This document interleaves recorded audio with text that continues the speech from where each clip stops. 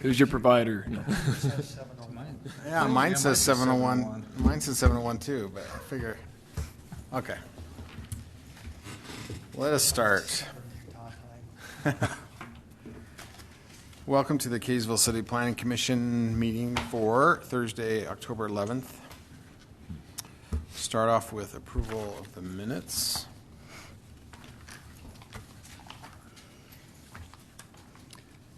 Were there? I move that we approve the minutes from September 13th. I'll second. Aye. Aye. Aye. Aye. Aye. Aye. Next is a conditional use permit for major home occupation B, hair salon at 904 West Zenyatta Way. Lisa McEwen. I'll give an introduction to that, if you'll allow me to do so, Mr. Chair. Then Lisa is also here this evening to answer any questions or present additional information should the commission desire. The property, it's a new home on the far west side of town near Pioneer Park, just off of Angel Street on Zenyatta Way. And fairly straightforward. The applicant's requesting the approval to operate the salon from her home. Licensed cosmetologist, so by appointment she would have people come to the home for coloring, cutting, styling. She's expecting that she'd have probably just a handful of people come during the week, mostly morning, early afternoon while her kids are at school. Based on my conversations with her and understanding of it, we're recommending approval from staff without the need for additional conditions. But again, she's here this evening if you have any other questions of her. Thank you. Are there any questions? Nope. No questions.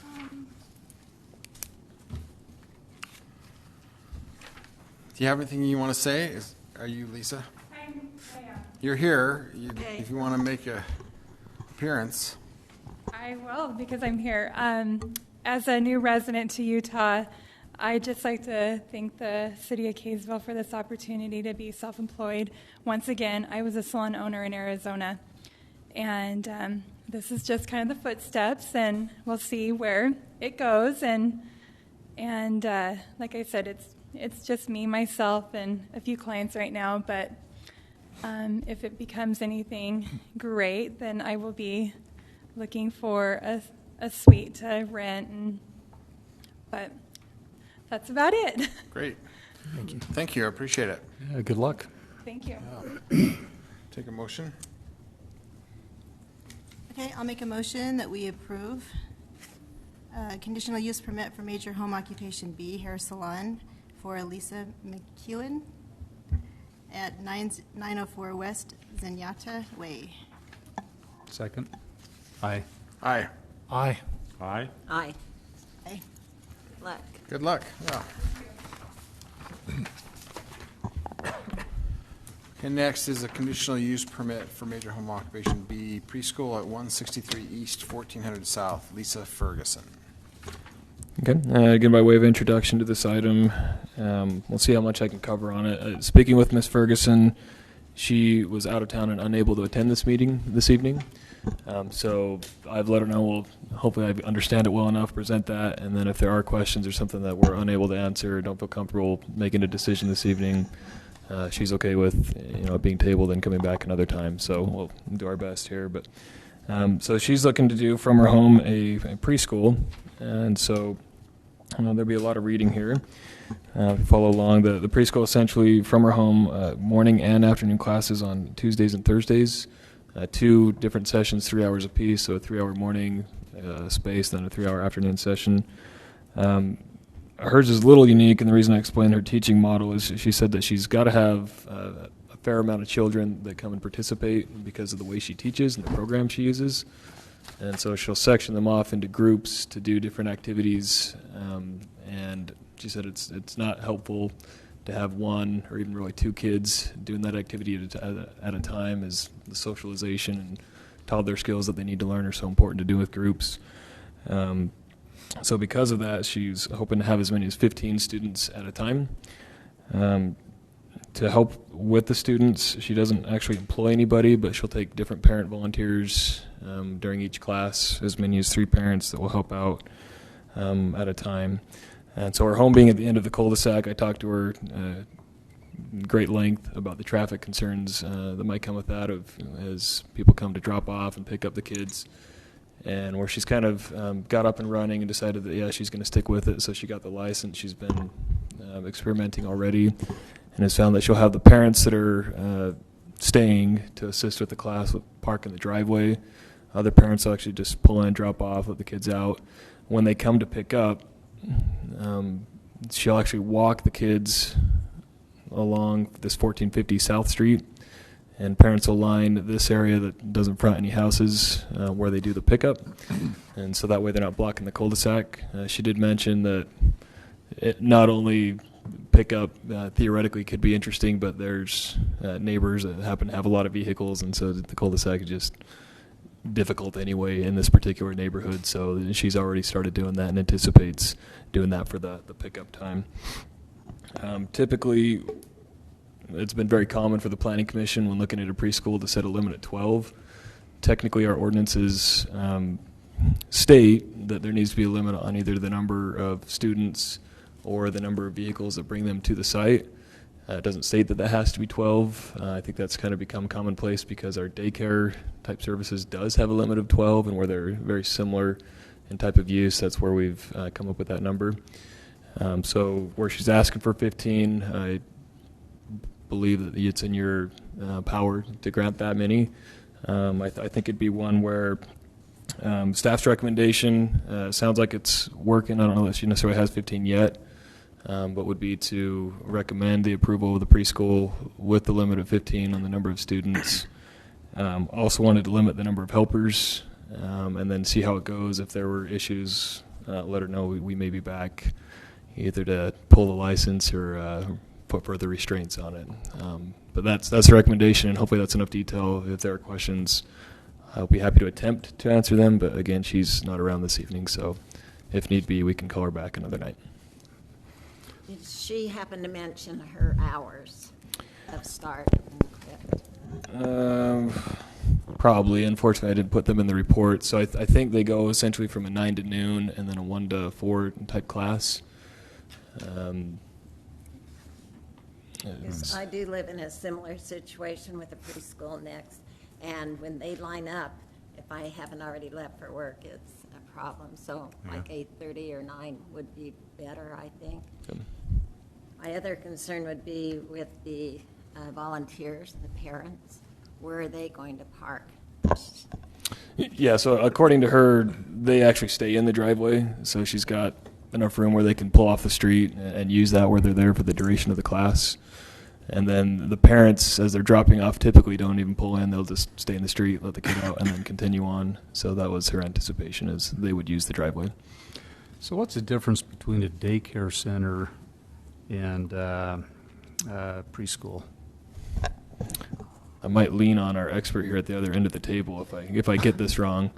But just I think the educational type curriculum that they're offering pulls it out, and then the state regulates a daycare very specifically. They can have younger kids, different age groups, so preschools, 3 and 4-year-olds almost exclusively, and daycare could go, I think, as young as 3 months. It's probably pretty common, and up. And then the state starts to regulate that. They can be longer hours. They're not necessarily going with different programs to how many bodies you can have per adult that's watching them. And that's where the 12 comes from, is actually part of the state criteria. But in a lot of ways, and maybe what you're thinking, Commissioner Bullock, is they're highly similar. And that's, I think, where we've, in the past, drawn that line of 12, where because they're so close. But the state regulates them differently technically, and I think those are just some of the subtle nuances, at least that I'm aware of, on what you could do at a daycare that you can't do at a preschool. What's the ordinance for how many cars can be parked? So, again, it doesn't have a specific number, so we could either regulate the number of people or cars, I believe is how it's stated. If cars are the problem and not the bodies, that could be more appropriate means of dealing with it. Where we do get specific is, for example, every dwelling's supposed to have 2 parking stalls. They've got the big 3-car garage and the big driveway, so they easily account for that. So you could say they've got 4 extra parking stalls on site from what's required. And then we're looking at off-street, essentially, for handling the pickup and drop-off and whether or not that's sufficient. Okay. I think Just with, mention one more thing in my experience with mine. She has 5 students, and it's still dropping them off Burdensome. and picking them up can be a problem. Yeah, it would seem to me that for 15 students, I'm guessing that most, or if not all of them, are going to come separately in cars. Maybe there'll be some doubling up. Yeah. But that's 15 students per session? Per session. So that would happen twice a day. Hmm. And it's in a cul-de-sac, In a tight cul-de-sac. in a tight And that's cul-de-sac. the problem, the cul-de-sac. Boy, that, I don't know. And I like the idea that when it's pickup time, they walks them out to the corner. Is that what we said? I didn't quite see where you're. Yeah, and I asked her about that. Does it happen rain or shine? Taking Yeah. a chain of children, and she claimed yes. And I don't know that she's necessarily experienced it yet, and how well that works. But yeah, so the home is here, and where there's a church property, and I don't know if they park in the parking lot or if she's got permission to do that, but acted like they kind of line. Don't suppose there's a cut through in one of those yards, is there? Usually there is when it's going to. Yeah, the unofficials, right? Yeah, I'm not aware of it. It could be. I'll go make one if they need. my old neighborhood, not too far from here, I lived for over 20 years. I was in a cul-de-sac, and we had I don't know if it was daycare or a preschool.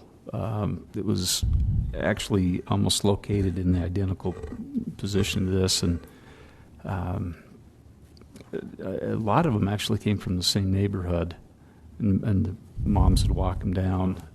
That's true. And the only time she still has it, I believe, but the only time it ever became a problem, because I think she did a morning and afternoon, was they'd have a little graduation ceremony, and our streets would line up, but other than that, it never really became an issue, because they'd either, most of them would park at the end of the street and walk their kids up if they were driving, and very few of them really ever even came down the cul-de-sac. So I it's probably only for a few minutes. I don't know if I'm that worried about it. Just living in a cul-de-sac, experience almost the same type of thing. We've had a few that I could recall where I've had calls out with concerns of traffic in the neighborhood, and not this one specific, but a different part of town. And even with good circumstances, just with the number of bodies, parents will sometimes get creative. So moms were double parking while they let their kid out because they didn't want to wait for the car in front of them. And so we had to work with the daycare or preschool, owner to work with the parents, and I think that's helped out a little bit. So. Or it's a conditional use. If it does become a nuisance or a concern to the neighbors and the traffic flow, can always be evaluated and relooked at. I think that's a good point, and my concern is that people don't do that. Like, they just suffer and feel like it's it's not. I mean, it lowers their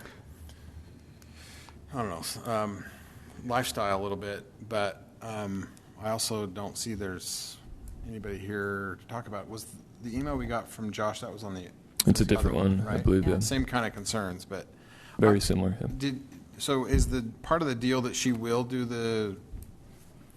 the pickup off-site? Is that part of the deal or proposed? Yeah, that was her proposal. That's how she's started doing things and anticipates continuing to do that. So we could make that a specific condition To me, where that it's makes not the listed as problem, such. be cut in half. That only happens. Yeah, does she already have a clientele, a business, or is she going to be building this so it's going to be built up over time? Yeah, as I understand it, she's started putting out to see if there would be interest and has started doing it. So I don't know that she's got the 15 students already necessarily, That'd actually be but that's the 30 hope. twice a week Yeah, if she does it twice. But pick up and drop off, that's a lot of, Lyle, Right. is the intention to be during school time, or is this year-round? I think it's just during school year. Okay. It's fall, winter, spring. Honestly, I don't see going around the corner as being real practical, because the first parent is going to go, why am I sitting here in line? I can just drive down and pick up little Johnny, and there goes your intention, especially when it gets cold. and you're trying to track 15 kids a block and a half to the church. It's raining. I wouldn't do it. I'd just throw them out at the curb and go, oh, let your mom Put pick you on up. 15 pairs of boots and What are her hours of operation again? And I apologize, I don't know for certain, but I think she was doing a morning that was something like a 9 to noon, and then an afternoon that would be similar to a 1 to 4 type class. could we And put so those? we could find out, again, more specifically, if she's only got a 15-minute gap or a 30-minute gap, that makes a difference Yeah. when you got 15 kids coming and 15 kids going. So Yeah, I think having 2 sessions with 15, potentially 15 cars each, that to me seems like that's a fairly significant chance of annoyance. I don't know. Do you know when she plans to try and start this? First of the year, or as soon as she's approved? Or? I think she's essentially up and running and found that it's taken, so she's hoping to get licensed and covered. So often happens, people kind of do a hobby or put it out, and I think she is going. It's only 3 more than we've typically approved in the past, but it is twice a day. Yeah, and it looks like a little tighter cul-de-sac than some. So, oh, go ahead. Would the county and state, would it be the same regulations for a daycare as a preschool? No, they separate them and have different restrictions and regulations. Because one is quite, The daycare is much more heavily monitored and restricted through the state.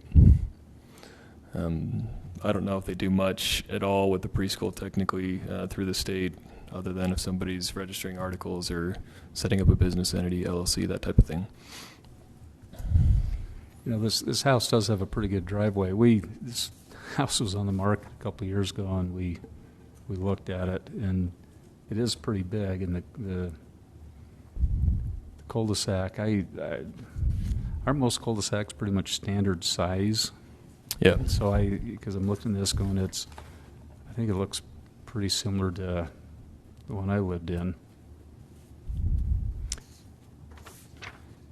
And it can. I mean, when people do park, it does get hard sometimes, but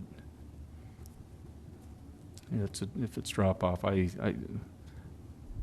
only concern I have is how practical is it really to take them down to the church and walking them out a half a block and.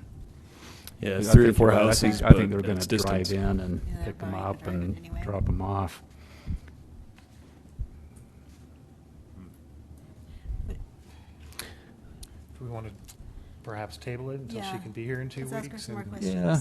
ask her some of the questions? Yeah, I'd hate to impose the hours on her if she has different hours, and then we could maybe discuss it and find out a little bit more. Well, let me ask you a counter question. Are you prepared to grant it, regardless of what she says? I mean, I like the idea of setting the hours. Me too.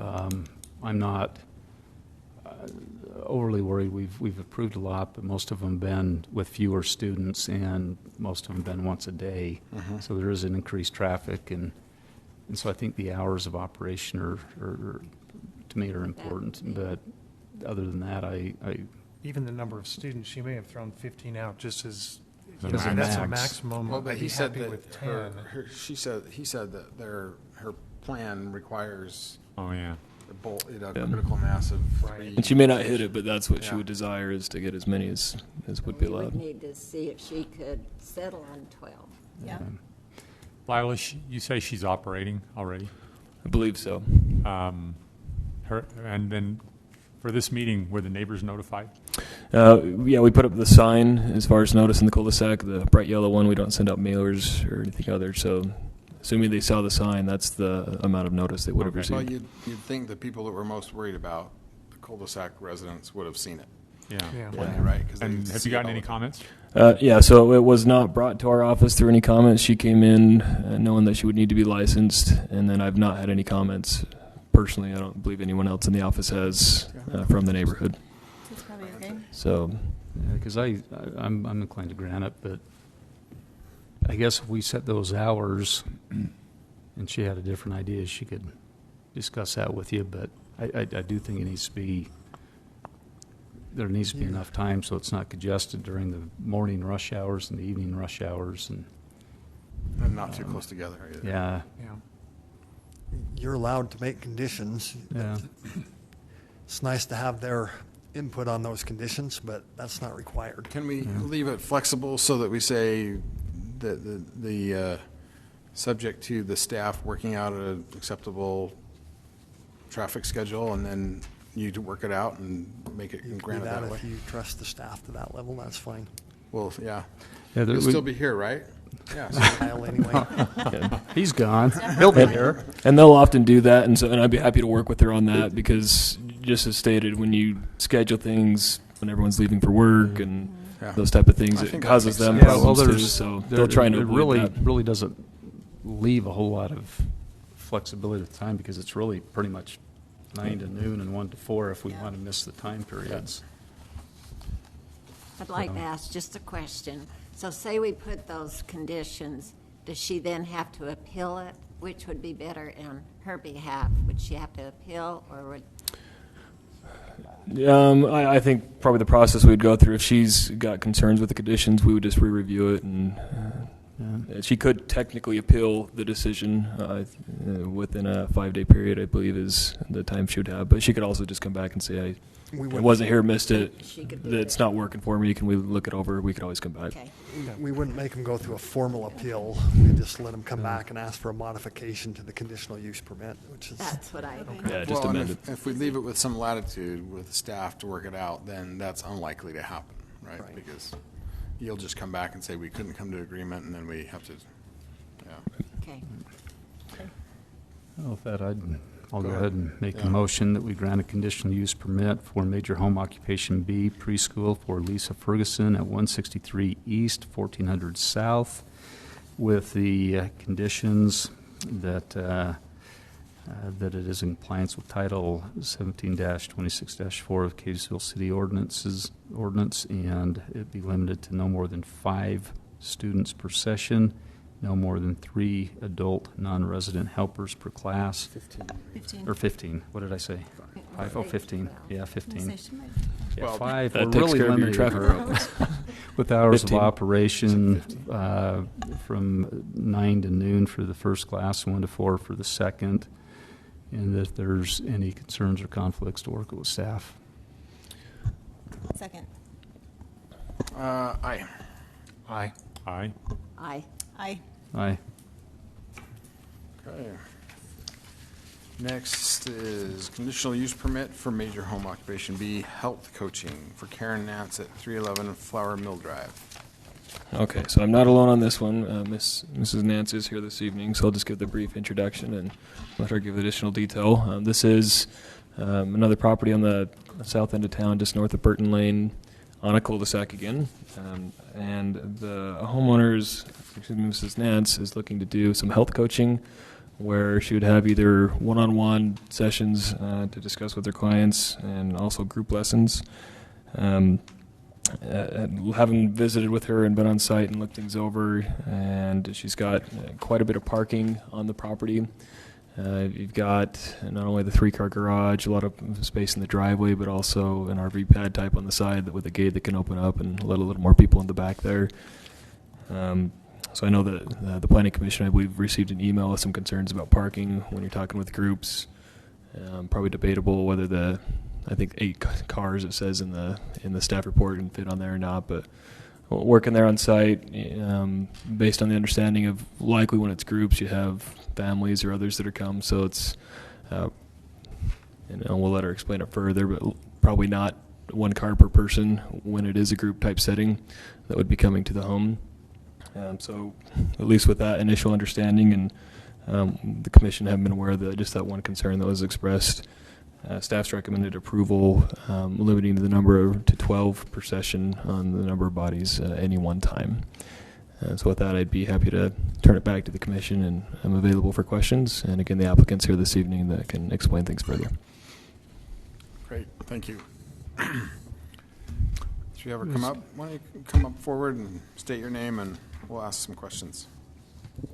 Hello, I'm Karen Nance. What is health coaching, and what's the average age of your client?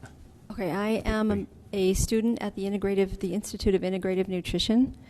to become an integrative nutrition health coach. And really all that entails is talking, listening, sharing knowledge that I've learned from my education and recipes, encouraging people to become as healthy as they possibly can through lifestyle changes and better eating. For the most part, it's one-on-one counseling, although there are some opportunity. It's conceivable that I would hold a class, and he has already explained that the classes usually would have to be less than 12. Right now, I'm doing all of my counseling over the phone or over the internet. I actually do most of it. Well, I'm not doing it yet. I'm still in training, but I am practicing it.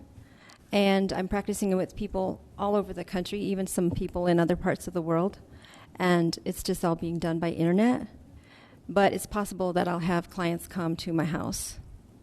And it's possible that I would like to have classes and get, people from my neighborhood and other people interested to get together. It's funner making recipes if you're all in a group, type of thing. So, how often do you envision having classes?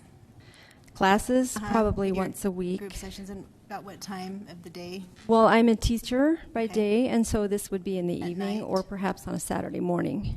Okay. How long would those sessions go? The classes? Yes. Probably an hour, maybe an hour and a half. So you were here for the prior one. One of the main concerns is going to be traffic, specifically auto traffic. And so the timing of when those meetings are and how often they are will make a difference. And one of the other things you probably heard is that these conditional uses are somewhat regulated by the neighbors. And so if the neighbors are having a problem, they might come in, we'll try to get a solution. But if there isn't, then you might come before us and we might have to come up with some solutions that are different than what we anticipated at this point. So that's one of the big concerns. And when you talk about wanting to have a class and have a group of people, that makes sense, but that's kind of where we start to get into the concerns that we have as far as the traffic goes. I'd like to note that on Deseret Drive, my back fence goes against Deseret Drive, and we have a gate in the back. So there could be parking all along that road, which is quite wide, and I can't see how that would be a problem, and people could come in through my back gate. Yeah, no, in fact, I live close to this, and I thought about that too, that Desert Drive, you could have 4 or 5 cars easily park in the back and come And that's through. what happens when there are weddings or when there are parties. My neighbor right next to me actually has a business going on too. She has parties with her not cosmetics, jewelry. She does jewelry, paparazzi. Yeah. The neighbors are amazing and wonderful, and when people have things going on, they just, they're like, that's cool, Of course, if anyone complained, I would be more than happy to, to address their issues. Yeah. Having that back does make it a little bit better, because the biggest difference between this and the previous one is the preschoolers aren't driving and parking. Yeah. So here it sounds like most of your, if not all of your clients would be driving and then parking for the session, whether it's one-on-one or a group session. So there is that potential of having anywhere from 1 to 12 cars at a time parked out there. And as I pointed out to Lyle, it's the driveway, we have a 3-car garage, and the driveway is extended beyond that, so we can park 4 cars right up against the garage, and then as it narrows down, we can park 3 more. So that's 7 cars right there. And then there is a pad out back, which I pointed out, if need required, there's a gate there, a wall, a fence and a gate, but that could come down, and that could be room for at least 2 more cars parking there. Of course, we'd have to juggle who moves in and out. You might have to move your car so someone else can get out, kind of thing. But How practical is it to have people park on the backside and come through your backyard? oh, easy. Easy. I do that all the time. Mm-hmm. I mean, I go out my back gate, go halfway around the block, so I don't have to go all the way. So I'm a health coach, right? that back strip, looking at it, it's is that public property, is that owned by the city or? It's common open The- space, and she's a Okay. part of that subdivision. The home division, Okay. the home. And so they don't have a problem with parking on that? Is there a curb and gutter or anything there? Or? Yeah, yeah, there's a No, curb. I think she's just talking about parking on the road. You're not. Yeah, on the road. Oh, I thought On she the- was talking no, no, about no. driving up. No, and, just park on the road. you know, Yeah, so Desert Drive's a public pull and street. park there. I was going to say And then, that's, yeah, geez. No, no, no, not on the grass. You got a nice HOA out there. Is there a certain day of the week that you'll be planning on having these classes at night? I'm trying to avoid Mondays and Fridays, so Okay. it would be Tuesday, Wednesday, or Thursday. Okay. I just know I live in a cul-de-sac too, and when everyone puts out 3 garbage cans, it fills up the cul-de-sac Oh, really yeah. quickly and Yeah. makes it kind of a pain. And everyone does that the night before. And snow removal. Well, I wasn't Snow even removal as considering well, having so- clients park in the cul-de-sac itself, but more in my parkway, Yeah, I was gonna- or on the walls. There are no houses on the other side of the street from my cul-de-sac, so there's parking there too, and then there's parking behind the house. So I was just going to say, would you have a problem if we, as a condition of the permit, prohibited any parking in the cul-de-sac other than your driveway? no, I do not have a problem with that. That truly was not. I wouldn't want to do that anyway because of my neighbors. Yeah. Okay. Okay, that's good. I think that's. But I don't think it's asking my clients too much to have them park on the street across and walk in. It's not Yeah, like it's not that far. No.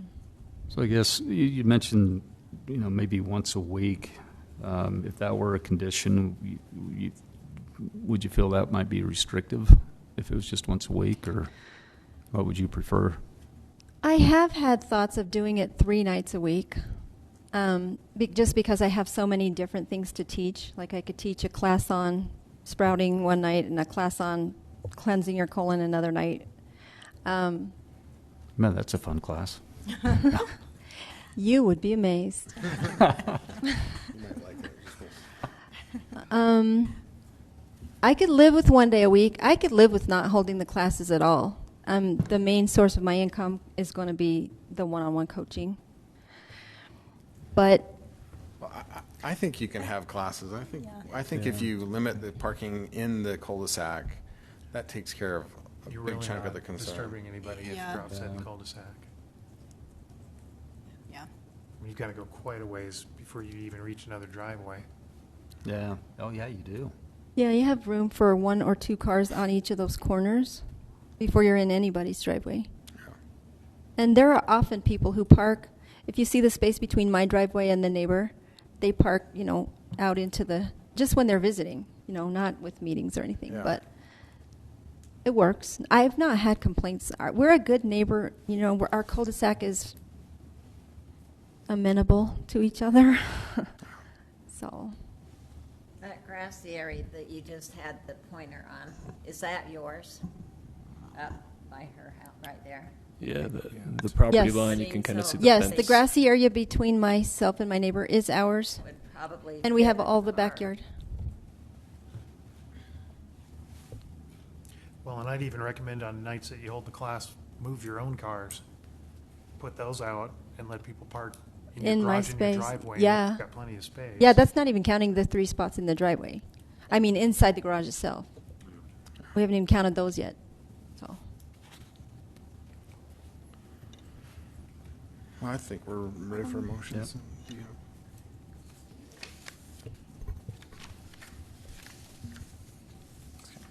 I'll make a motion that we grant a conditional use permit for major home occupation B health coaching for Karen Nance at 311 Flour Mill Drive, conditional to no client parking within the cul-de-sac except within her driveway.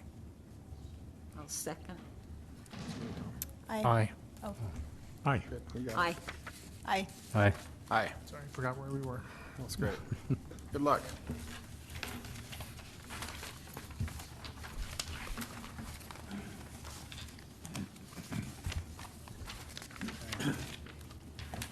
Betty, how much time do we have left? We have 20 minutes. According to your watch? I have 45, our clock is slowing down.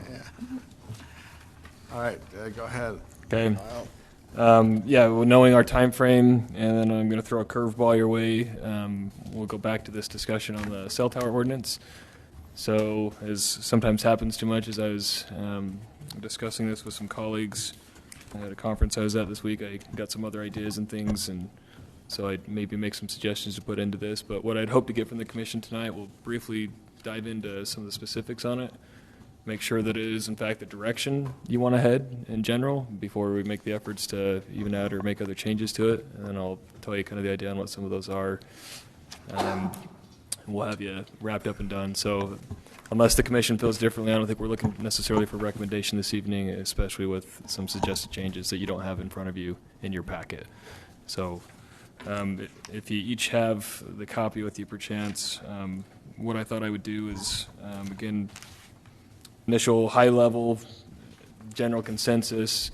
Is the commission on board with the idea that allowing a little more flexibility and variation in the types of cell communication towers in town? Is that a good idea, other than strictly the monopoles that we currently allow and essentially require? I think it's a good idea. Okay. So it's at least worth going through this a little bit. Yeah. That's what we want. So if you'll see in the ordinance that's proposed, the very first one essentially says when someone comes in to apply for a cell tower, if they're going to build a new one, unless they're just locating on an existing tower, they need to prove that locating on something that exists in town is not viable for them. And so they would come with a map, kind of like the famous Verizon map showing the gaps and the dots, where their coverage is and why they need a tower in one location versus another. So they still need to prove that same thing. That hasn't changed. Number 2, in there, if you're following the text, I crossed out, it's actually just relocated within the ordinance, so I'll talk about that. And again, applicants, if they show they need the coverage in a certain location, they need to try and locate on towers within that area. If they don't want to do that, they need to prove to you as a planning commission the reason why. That hasn't changed. But here's where we start to see some changes on the next page in the ordinance, and where the start of my madness gets in a little bit on just some other ideas if we're heading down the right route. So again, we want them in general to be as unobtrusive as possible. I mean, they are big and they seem to function better for providers as they're taller, so there's always some of that you're going to have to deal with. One suggestion I had is it says no telecommunication tower shall exceed 120 feet in height, and that's the language that's written there now. What I was thinking as a modification to this existing text is that would apply to the monopoles and the traditional towers that we have today with the co-location and up to 3 users. I think we could specify a different height for towers that aren't going to have co-location on it, and 90 feet, 100 feet, chop it down a little bit. So if somebody chooses not to co-locate, again, we're talking about either mini towers but smaller or more hidden, or fewer towers, bigger, more obtrusive. So if they're going to be smaller, then we want to make sure that they... Anyway, so sorry to kind of throw language on the fly at that, but if that idea seems appropriate, that we would keep the same tower like we have in City Block. You're just saying if it's going to be a less productive tower, in a sense, then it has to be smaller. Won't give you the same height. So we'll come back with a specific language on that you'll have next time, so you're not guessing at what I'm thinking. And then you get into a lot of the new language here, starting in what's the new number 5. So again, currently you have to build a tower, you have to allow 3 people, you can be up to 120 feet. What we've proposed as a change is if you're going to build a tower, you either do the same as we allow today, you build the taller tower, but make sure that extra users come on it, or that you build, and in this case, I had just written essentially a stealth facility, but I think I'd like to get more specific than that.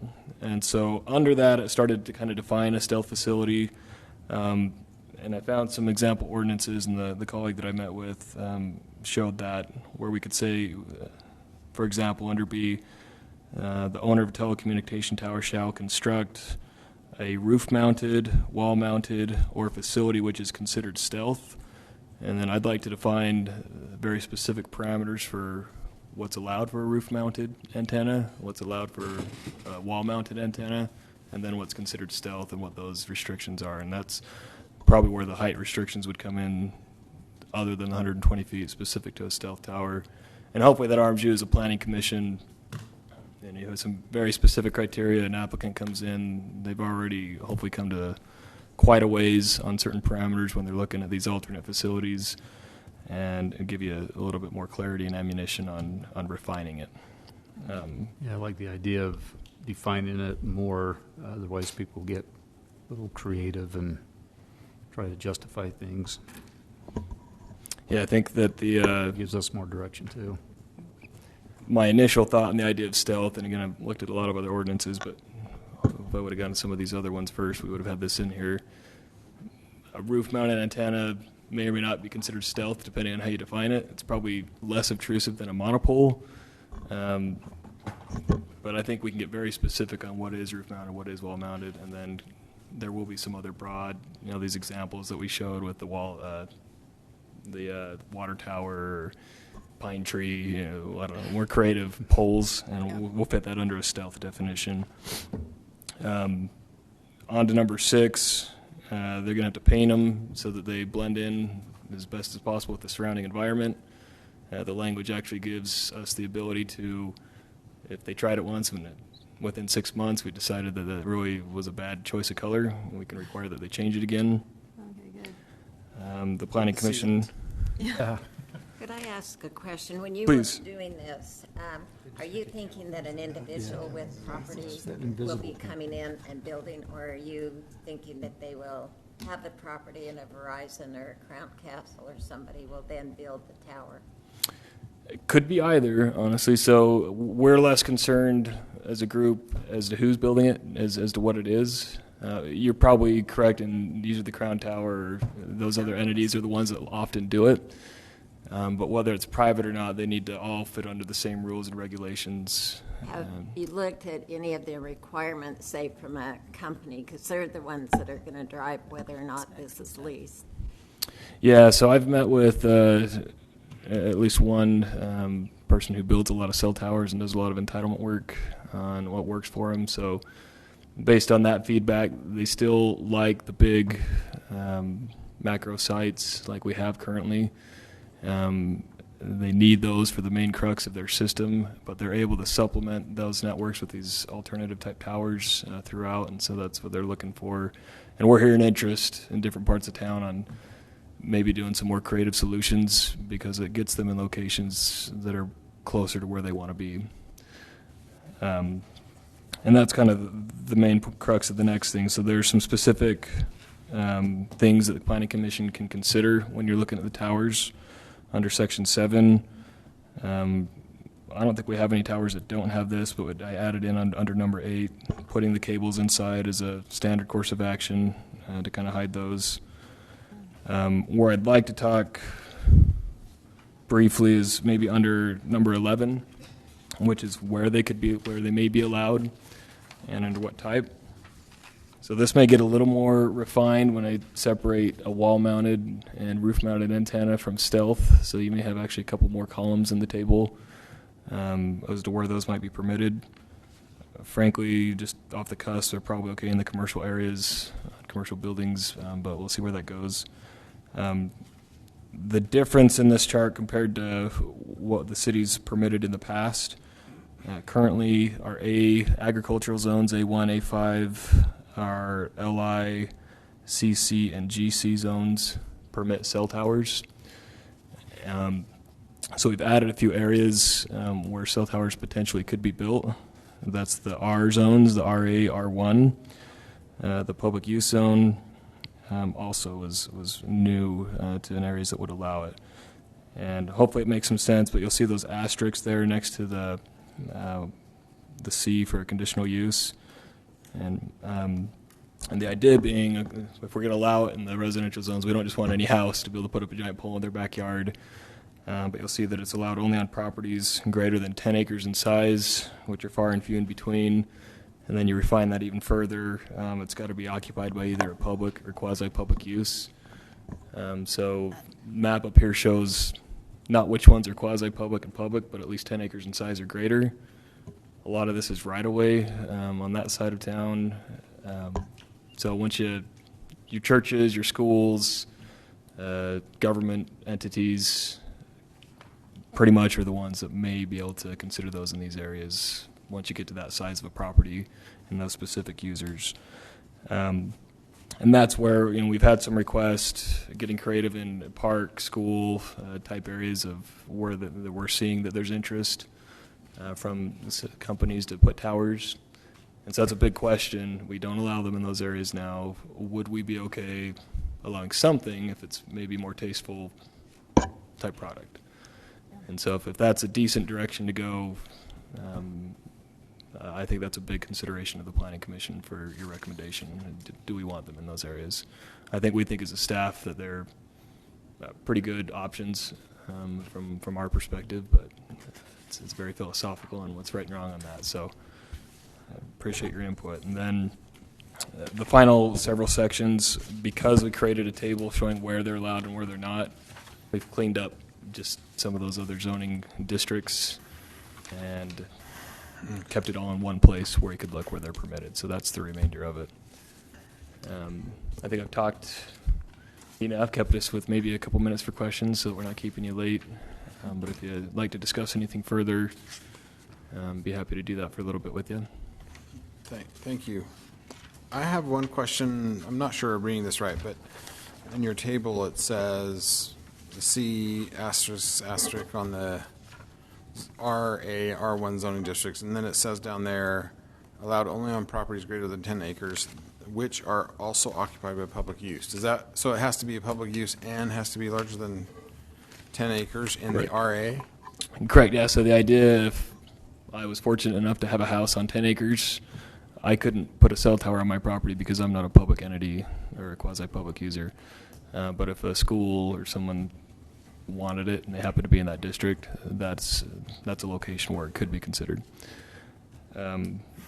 Perhaps of note, and I think yourself, Mr. Chair, asked this the other day when we just initially brought it up, there are a couple that were listed as permitted. I don't know that I'm too set that that's got to be the case. I think the idea as I wrote that was to encourage people to go through and look to doing a stealth tower rather than a monopole. So for example, if somebody wanted to build on a property and it was a conditional use to do either the big tall monopole, it was also a conditional use to do the stealth tower, there may not be incentive for them to consider the alternative. There could be different ways to encourage that. It may still be appropriate in either case just to make it conditional, but that was kind of the thinking behind that. So. And then does the staff decide whether it's stealth enough to qualify for stealthiness? That's how it's written. So yeah, that puts a lot of trust and or scary responsibility on staff. So again, the thought was to encourage heading that direction rather than the old towers as kind of an incentive. You don't have to go through a public process to get it. There could be other incentives or other mechanisms for accomplishing the same thing if that's not a preferred route. So the one that just went, that I talked about last time off of Angel and 200 there, that's in a general commercial zone, right? Correct. And so here, so the monopole is just a conditional use, but it may be, okay, it doesn't have any asterisks on it, but then if it's stealth, it's permitted. So I guess based on this, they still would have been able to do that, 120 pole. Yeah, so in the current ordinance, the way that this is written, I didn't take away from anything that's currently existing, so everything that's on the ground today could be done under this proposed ordinance, with one exception, and that's the central commercial district. So we do have an existing pole just up the street from us that we were essentially say you can't do that anymore here close to Main Street. Okay, so then that site, seemed like I read somewhere, they can't, they would have to, so co-locate, they'd have to allow a couple more towers, but if they did that, could they still do another one? If they had two more on that, could they still do another Yeah, so Site on theoretically, that? if that cell tower filled up and users were interested in that area, then if they proved to the planning commission that that's where they needed to be and there were no other towers to locate on, they could do one. So an Is there example of a a way to limit? handle that. I mean, other than what we would set on them? I mean, if, I apologize, I was speaking over you. Go ahead. I was saying, is there a limit, or is that just dependent upon what the planning The way it's commission- so they written there build is one, not. Put three on So it, build another, put three on it, and yeah, the way it's Just written there is have not a- one. As long as they can prove they need it. a cell tower farm? I have seen some examples in ordinance that we could do something similar where they have distance requirements between towers. And you'll see cell tower farms up and down the Wasatch Front, and some communities have chosen that they just would rather. I just think some of them are, I mean, pretty right, surrounded by residential. And Right. with that growing too, that's, I'm not just thinking that area. I'm thinking if there are other areas that and we're probably pretty limited. But because if again, it depend upon the planning commission to prove them if they had justified needs. But my concern is you get an area like that potentially could end up with multiple towers there that is kind of distractive and nuisance and to surrounding neighborhoods. And that is, we've had the discussion before, that is kind of an odd place for a general commercial. But and on a side note, I heard that the other property got sold or is under contract. I don't know which property you're referring to. It's there on Angel Street. The Adams, yeah. But I'm not certain. Oh. We haven't received any building permits or applications on anything specifically. We do have a rezone request on the property that will be probably coming up soon that just came into our office. Whether or not it's been sold, I can't speak, but it sounds like they're interested users on it. So yeah, that's what I'd heard kind of through the grapevine. So that'd be good if it's. I don't know what the use would be, but it could be good. We'll have a public hearing, I believe the 25th, may be ready for that to discuss that specifically. And then to this specific discussion, yeah, if there's reason to separate them, that would be very easy to place a specific distance requirement between towers within the proposed ordinance, if that would be something you'd like to see. Yeah, that's something I personally would like to see, is some type of distance requirement or, so many, square footage requirements or acreage requirements or something like that. Okay. I'll look into examples on that. I don't know if a quarter mile or I don't know what the right number is. I don't know either. I don't know that it necessarily has to be based on anything as long as it's fair and it's in the ordinance clearly that that's what it is.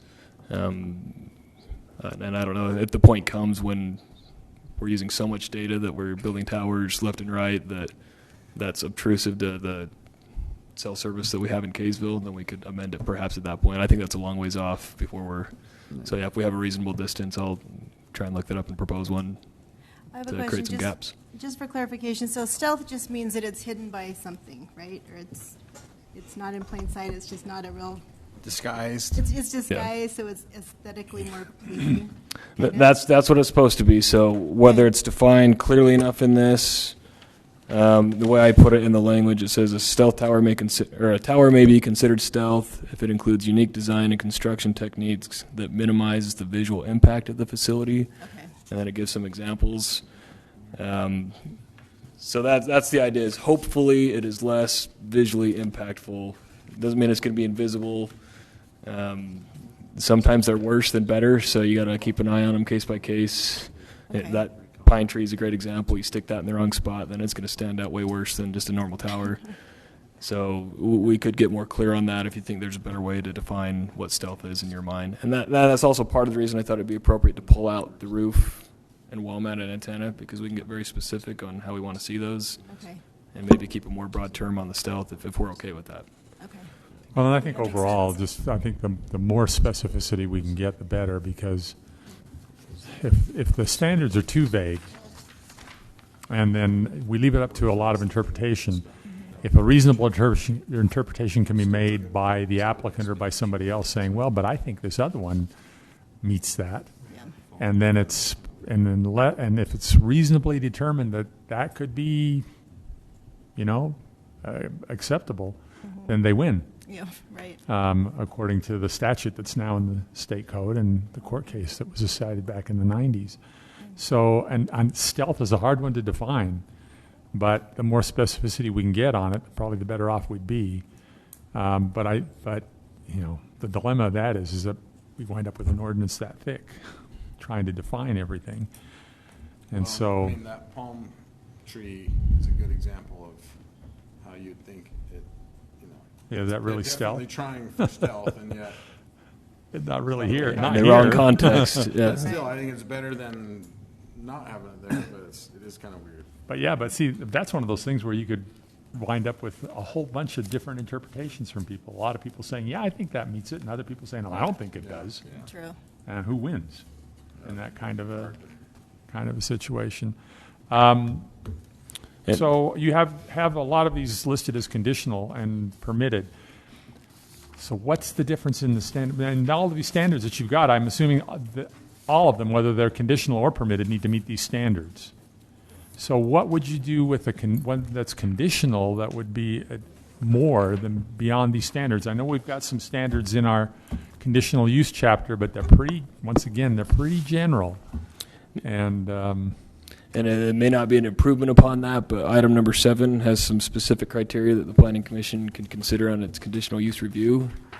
So you could tell me, Commissioner Summercorn, if these are specific enough, and I probably have a guess of your thoughts on that. So the compatibility of the proposed structure with the height and mass of existing buildings. Yeah. You know, it's that type of language. Location of the antenna on other existing structures in the same vicinity. You know, just paraphrasing some of these, spacing between them, location, the installation of curb, gutter, sidewalk, landscaping, fencing. and that's the standards you have for the towers. This is specific here in the cell tower section. And then when you look at the conditional use part of it, I'm just looking at that thinking, what more are you going to require there beyond what you're already requiring of all of the cell towers, whether they're permitted or conditional? And you've got some standards there, but again, like I say, they're pretty general. Landscaping compatible with the surrounding environment, architectural design and exterior finishes that are compatible with the surrounding environment. That's really general. That's really leaves it open to a lot of interpretation once again. And then actually within the standard that you've got for the cell towers, number 7F, when you say any other items that are determined to be necessary, that's one of those catch-all phrases that gets a lot of communities into trouble. Because it's like the idea is kind of supposed to be someone should be able to read your ordinance and say, okay, these are the requirements I have to meet. But that one kind of seems to say whatever else we can think of. And that's gotten communities into trouble, having a catchphrase like that. Well, it'll take some work. A partial solution to that, I think one of the reasons I want to pull out the roof-mounted and wall-mounted is it can be very easy to say for every foot you're away from the edge of the building, you can go an extra foot in height or something of that. So it'd be very specific on how they look and how they get. But when we talk stealth, as Commissioner Tran said, what is stealth? And that specific tower type may be difficult, and it could be that we just scratch that and say, okay, well, in these areas, we'll give you a shorter tower, and you only have to have one user on it, and we don't have to debate what's stealth or not. I'm hopeful that people will get a little more creative if it's in there, and we may just have to be to a certain and you may level, want a to little put bit some, general. still some fairly general standards, but it's, things like that the color has to be similar to, or so that it blends in with the background, or get more specific about some of those things. And you've got a little bit of that in here, and I would say that's think about that and say, what would it have to be stealthy, and maybe try to write some of those things in there.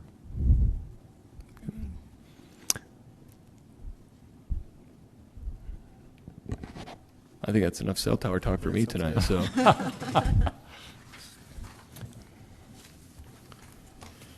Okay, is that enough? Do we ready to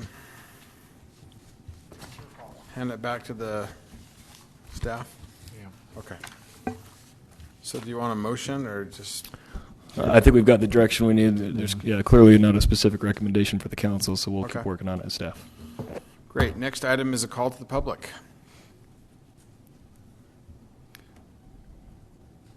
Okay, no public. I don't know if there's only, one public here. Aren't they required to speak? Yeah, he was not looking at me, I think unintentionally when I said that. So, Okay, reports, correspondence, calendar. Just 2 weeks on the 25th, and as usual, No city council next week. they have canceled their meeting for UEA. Oh, yeah, that's right. Nice. And then 24th is the Andy It's goodbye. the party. Oh, yeah. Retirement? He looks like he doesn't even know. And possibly of your interest, if you didn't follow the last city council meeting, the big rezone south of Boondocks was denied by the city council, Huh. in contrast to the recommendation. So, as they're entitled to do, but just for your interest. What was the upshot? What's that? Huh? What was the rationale?